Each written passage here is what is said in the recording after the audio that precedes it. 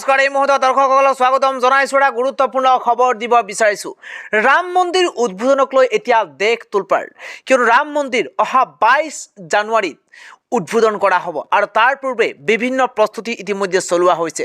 দেখিবলৈ পোৱা গৈছে ভক্তসকলে ভিৰ কৰা পৰিলক্ষিত হৈছে।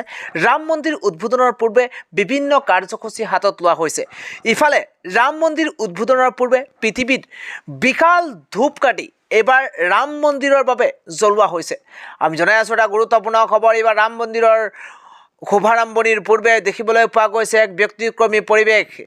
3700 কেজি ওজনৰ আৰু 108 ফুট দৈৰ্ঘ্যৰ পৃথিৱীৰ এক বৃহৎ আৰু বিশাল ধূপকাঠি ৰাম মন্দিৰত জ্বলোৱা হৈছে আৰু একেৰাহে 6 মাহ ধৰি জ্বলি থাকিব এই ধূপডাল। ইতিমধ্যে জনাই আছোঁ সেই গুৰুত্বপূৰ্ণ খবৰটো, কিয়নো এটা বিশেষ ধূপকাঠি যাৰ ওজন হৈছে 3700 কেজি আৰু তাৰ দৈৰ্ঘ্য হৈছে 107 ফুট আৰু এই 108 ফুট উচ্চতাৰ এই ধূপকাঠি ইতিমধ্যে জ্বলোৱা হৈছে আৰু একেৰাহে 6 মাহ জ্বলি থাকিব এই ধূপডাল।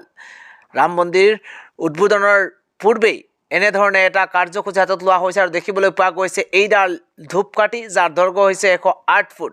গুজৰাটৰ পৰা অনা হৈছে এই বিশেষ ধূপকাঠিডাল আৰু অযোধ্যাত অগ্নি স্পৰ্শ কৰিছে ভক্তসকলে এই ধূপকাঠিত জুইৰ সংযোগ কৰিছে আৰু তাৰ পিছতে দেখিবলৈ পোৱা গৈছে এই 108 ফুট দৈৰ্ঘ্যৰ যি ধূপকাঠি আছে সেই ধূপকাঠি জ্বলাইছে আৰু ৰাম মন্দিৰ উদ্বোধনৰ পূৰ্বেই এনেধৰণে এটা কাৰ্যসূচী হাতত লৈছে ভক্তসকলে।